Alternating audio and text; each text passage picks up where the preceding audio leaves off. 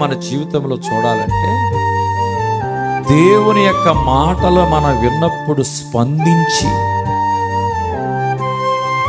దేవుని సన్నిధిలో ప్రార్థన చేయాలి, స్పందించబడాలి, కదిలించబడాలి.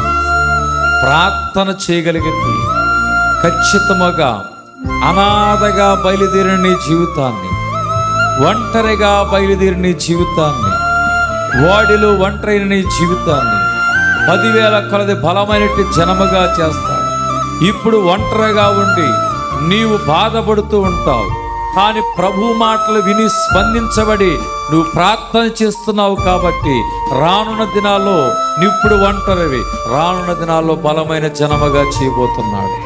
ఇప్పుడు నువ్వు అనాథగా ఉన్నావేమో, రానున్న దినాల్లో నీకు మిక్కిలి బలవంతులు జనాంగాన్ని దేవుడు బహుమానంగా ఇస్తున్నాడు. ఇప్పుడు లేనివాడు